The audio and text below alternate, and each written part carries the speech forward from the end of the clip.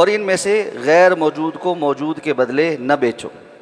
یہ حدیث مبارکہ صحیح بخاری اور صحیح مسلم کی متفق علیہ روایت۔ حضرت عبادہ ابن صامت رضی اللہ تعالیٰ عنہ بیان فرماتے ہیں کہ جناب نبی کریم صلی اللہ علیہ وسلم نے ارشاد فرمایا کہ سونے کو سونے کے بدلے، چاندی کو چاندی کے بدلے، گندم کو گندم کے بدلے، اور جو کو جو کے بدلے، کھجور کو کھجور کے بدلے، اور نمک کو نمک کے بدلے ایک جیسا برابر برابر اور ہاتھوں ہاتھ بیچو۔ اور جب یہ اصناف مختلف ہوں تو ان کو جیسے چاہو بیچو، جب کہ یہ ہاتھوں ہاتھ ہو۔ یہ حدیث مبارکہ صحیح مسلم کی ہے۔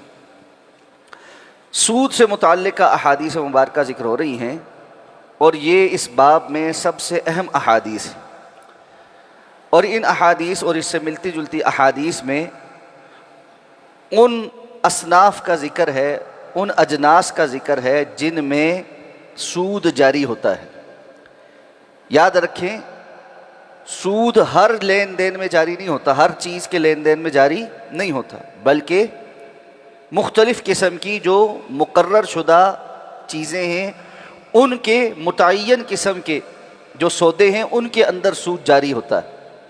اس لیے ان احادیث کو بڑی دقت کے ساتھ اور تدبر کے ساتھ سمجھنا ہے تاکہ سود کا مسئلہ سمجھنا آسان ہو جائے۔ رسول اللہ صلی اللہ علیہ وسلم کے دور میں جو لین دین تھا وہ درہم و دینار کے بدلے ہوتا تھا، یا جس کو ہم بارٹر ٹریڈ کہتے ہیں، ایک چیز کو دوسری چیز کے ساتھ تبادل کر کے لین دین ہو جاتا تھا۔ دینار سونے کا ہوتا تھا اور درہم چاندی کا ہوتا تھا، اور باقی جو اجناس ہیں وہ کوئی بھی کسی سے کوئی چیز دے کر دوسری چیز لے لیتا تھا۔ تو رسول اللہ صلی اللہ علیہ وسلم نے ان احادیث میں اس بات کی رہنمائی کی کہ کن چیزوں کو کن اصول کے تحت آپس میں تبادل کیا جا سکتا ہے۔ تو آپ صلی اللہ علیہ وسلم نے فرمایا کہ سونے کو سونے کے بدلے تم وزن میں کمی بیشی کر کے نہیں بیچ سکتے یا خرید سکتے۔ اب کوئی بھی بندہ 24 کیرات سونے کو 18 کیرات یا 21 کیرات کے ساتھ ایک جتنا وزن کے ساتھ تو خرید و فروخت نہیں کرے، یعنی جس کے پاس اچھے معیار کا سونا ہے، ظاہر بات ہے وہ یہ کہے گا کہ میں مثال کے طور پہ 10 گرام دیتا ہوں اور تم سے 18 کیرات کے 20 گرام لیتا ہوں یا 18 گرام لیتا ہوں، تبھی تو یہ آپس میں کوئی ان کی لین دین بنے گی، وگرنہ کون اپنا 24 کیرات 10 گرام دے کر 18 کیرات 10 گرام لے گا۔ تو در حقیقت شریعت نے سونے کے معاملے میں اور چاندی کے معاملے میں ان کی آپس کا جو تبادل ہے اس کو ختم ہی کر دیا ہے، یعنی سونا سونے کے بدلے، چاندی چاندی کے بدلے ویسے تبادل کیا جا سکتا ہے۔ کوئی کہے گی جی میرے پاس را فارم میں ہے، آپ کے پاس جو ہے ذرا فائن فارم میں ہے، ہم دونوں برابر وزن کے تبادل کر لیتے ہیں، تو اس صورت میں تو کوئی تبادلہ کرنا چاہے صرف شکل و صورت کی تبدیلی کے لیے تو کر سکتا ہے، وگرنہ وزن کا جو کمی بیشی ہے وہ سونا سونے کے ساتھ اور چاندی چاندی کے ساتھ کوئی نہیں کرے گا کہ اعلیٰ کوالٹی کا دے کر گھٹیا کوالٹی کا لے لے۔ تو اس کا ہوگا کیا؟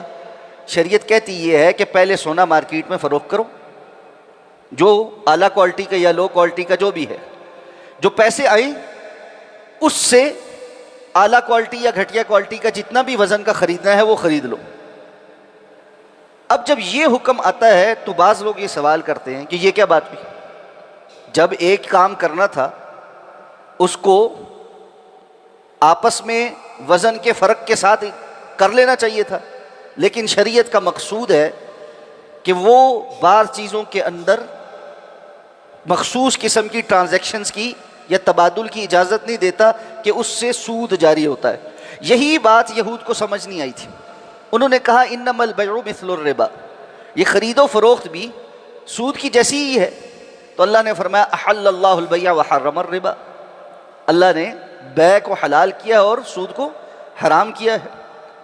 اب کوئی بندہ یہ نہیں کہہ سکتا کہ گدھا بھی ایک جانور ہے، وہ بھی چارہ کھاتا ہے، اس کی بھی 4 ٹانگیں ہوتی ہیں، اس کی بھی گدھی دودھ دیتی ہے، اور اس کے بھی کوئی گوشت خوری کا کوئی ثبوت نہیں ہے، اس کے اور گائے کے درمیان کیا فرق ہے؟ اور بالخصوص جب کہ اللہ کے رسول صلی اللہ علیہ وسلم کی حدیث ہے کہ جنگلی گدھا جس کو آپ زیبرا وغیرہ کہہ لیں یا جو جنگلوں میں چرنے والا ہے وہ حلال ہے، تو شہری گدھے نے کیا قصور کیا اس کے، اور اس میں کیا جینس میں فرق آ جاتا ہے؟ تو جواب تو اتنا صحیح ہے کہ شریعت نے ایک چیز کو حلال کیا اور ایک چیز کو حرام کیا۔ تو ان معاملات میں شریعت نے اس چیز کی اجازت نہیں دی۔ اسی طرح چاندی کو چاندی کے ساتھ جب آپس میں تبادل کیا جائے گا تو پھر وزن کا فرق نہیں ہو سکتا۔ اور دوسری شرط اللہ کے رسول نے کیا لگائی؟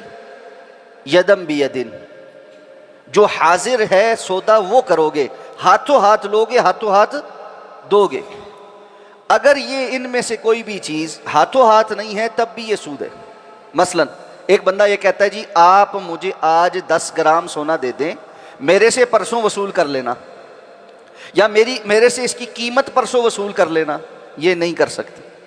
اب سب سے بڑا مسئلہ یہاں پر سنیاروں کو آتا، کیونکہ پوری مارکیٹ جو ہے وہ اس چیز پر چل رہی ہے۔ آپ جتنا مرضی سمجھا لیں وہ کہتے ہیں جی ہمارا تو کام اس کے بغیر ہوتا ہی نہیں، ہم نے کسی سے مال پکڑا ہے اور اس کو پرسوں واپس کرنا ہے یا ہفتے بعد واپس کرنا ہے، یا مال لیا ہے اور 2 ہفتے کے بعد ہم نے اس کی پیمنٹ کرنی ہے۔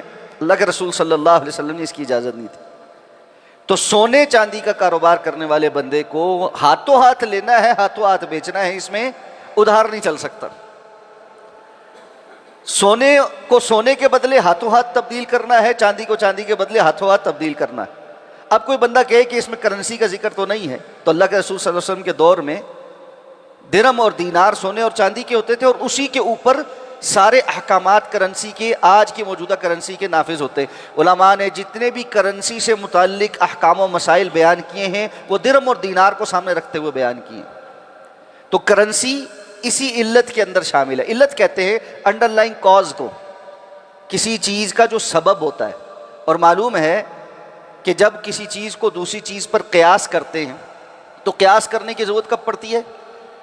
کہ ایک نئی چیز جس کا حکم معلوم نہیں ہے، کسی ایسی چیز کے اوپر قیاس کی جائے جس کا حکم معلوم ہے حدیث میں، اور اس نامعلوم حکم والی چیز کا اور معلوم حکم والی چیز کا جو سبب ہے، جو انڈر لائن کاز ہے، علت ہے، وہ ایک ہے۔ جیسے اللہ کے رسول صلی اللہ علیہ وسلم کے دور میں ہیروئن نہیں ہوتی تھی لیکن شراب ہوتی تھی۔ ہیروئن کا حکم معلوم کرنے کے لیے کہ وہ نشہ کرتی ہے، عقل کو معاف کر دیتی۔ شراب کا حکم معلوم ہے کہ وہ حرام ہے، کیونکہ اللہ کے رسول نے فرمایا کل مسکرین خمر و کل خمر حرام، ہر نشہ آور چیز خمر ہے اور خمر حرام ہے۔ تو ان دونوں کے درمیان علت مشترکہ کیا ہے؟ نشہ کر دینا اور عقل کو معاف کر دینا۔ تو جو خمر کا حکم ہے وہی آج ہیروئن کے اوپر لگے گا، اور کوئی بھی اور چیز آ جائے جو نشہ آور ہے جس سے عقل معاف ہو جاتی ہے، اس سب کے اوپر وہ حکم لگے گا، کیونکہ ان کی علت مشترک ہے۔ تو سونے اور چاندی کے درہم اور دنانیر جو تھے، ان کی جو علت مشترک ہے کرنسی ہونے میں، ان کی ثمنیت ہے، ان کا بطور عوض قبول ہونا ہے، کرنسی ہونا ہے۔ تو کوئی بھی کرنسی ہو، آج کے دور میں پیپر کرنسی ہے، ہم ڈیجیٹل کرنسی میں داخل ہوں گے، تھوڑے عرصے میں مکمل ڈیجیٹل کرنسی ہونے والی ہے۔ اور اس سے پہلے دنیا کے اندر کرنسی کے بہت سارے اور ذرائع بھی رہے ہیں۔ ایک زمانہ ایسا بھی انسانوں میں رہا ہے جب بہت بڑے بڑے گول پتھر جو تھے نا، وہ بطور کرنسی استعمال ہوتے تھے۔ ایک جگہ سے دوسری جگہ 20-30 بندے اس پتھر کو ڈھو کر لے جاتے تھے، کسی کے دروازے پہ چھوڑ دیتے تھے، جس کے پاس جتنے بڑے پتھر ہوتے تھے اتنا وہ امیر ہوتا تھا، اور وہ جس کو وہ پتھر دیتا تھا۔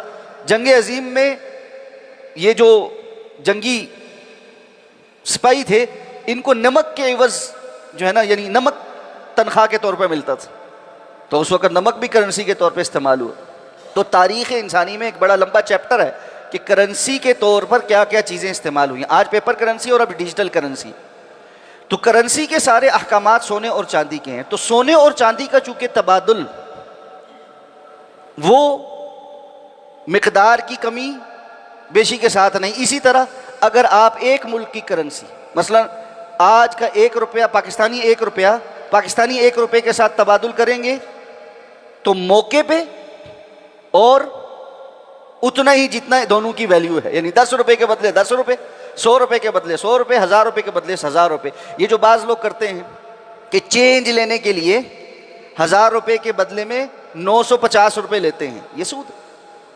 یہ 950 روپے، 50 روپے جس نے لیا اس نے سود لیا، جس نے دیا اس نے سود ادا کیا، اور موقع پہ دینا ہے، موقع پہ دینا ہے۔ اب ایسے میں صرف پیچھے رہ جاتا ہے قرض حسنہ. کوئی کسی کو سونا بھی قرض حسنہ کے طور پہ دے سکتا ہے, چاندی بھی قرض حسنہ کے طور پہ دے سکتا ہے, اور واپس اس سے مقررہ وقت پہ لے لے گا. اس پر فائدہ کوئی نہیں اٹھا سکتا, اس پر فائدہ کوئی نہیں اٹھا سکتا. اسی طرح کرنسی بھی جو ہے وہ قرض حسنہ کے طور پر دے سکتا ہے, فائدہ کوئی نہیں اٹھا سکتا, اور مقررہ وقت پر اتنا ہی واپس لے گا. اگر یہ چیزیں آپس میں, آپ نے فرمایا اذا اختلفت الاجناس, جنس بدل جائے, یعنی سونا چاندی کے بدلے ہو یا چاندی سونے کے بدلے ہو, تو پھر کیا کر سکتے ہیں؟ وزن میں فرق کر سکتے ہیں, وزن میں فرق کر سکتے ہیں. جیسے اللہ کے رسول صلی اللہ علیہ وسلم کے دور میں 7.5 تولے جو سونا تھا اس کے عوض 52 تولے چاندی آتی تھی. یہ دونوں کا ریٹ تھا, تو 7.5 تولے سونا دے کر کوئی 52 تولے چاندی لے سکتا تھا. آج تو بہت زیادہ ریٹ کا فرق ہو گیا. تو ایسے کر سکتے ہیں, سونا اور چاندی وزن کے فرق کے ساتھ آپس میں تبادل کر سکتے ہیں, لیکن شرط کیا ہے؟ اذا کان یدم بیدٍ, ان کے اندر شرط یہ ہے کہ یہ بھی ہاتھوں ہاتھ ہونی چاہیے, ان میں ڈیفر نہیں کر سکتے. اسی طرح کرنسی کا معاملہ بھی ہے, ایک ملک کی کرنسی دوسرے ملک کی کرنسی کے ساتھ تبدیل کر سکتے ہیں, اس کا جو ریٹ ہے اس کا بھی فرق کر سکتے ہیں, کیونکہ یہ علیحدہ علیحدہ جنس. لیکن کب؟ جب وہ ہاتھوں ہاتھ. 1 لاکھ روپے کے ڈالر لے سکتے ہیں, ریال لے سکتے ہیں, لیکن اس ہاتھ سے روپے دیں, اس ہاتھ سے ریال لیں اسی مجلس کے اندر. یہ نہیں کر سکتے کہ یہ میں نے دیے ہیں جی ڈالر, آج آپ کے پاس رکھوا دیے ہیں, ریٹ چڑھے گا اور میں فلاں تاریخ کو اس کا اتنا ریٹ لوں گا. نہیں, یہ نہیں کر سکتے. یہ جو ہیجنگ کر ہے یہ نہیں کر سکتے, یہ سود کے زمرے میں آتے. اگلی حدیث میں آپ صلی اللہ علیہ وسلم نے 4 اور اجناس بیان کی, ان کی علت مختلف ہے, اور اس پر کل انشاءاللہ تفصیلاً بات کرتے ہیں کہ وہ اجناس کون سی ہیں اور ان کی علت کیا ہے, ان کا انڈر لائن کاز کیا ہے, اور اس کے اوپر کس کس چیز کا حکم لگتا ہے.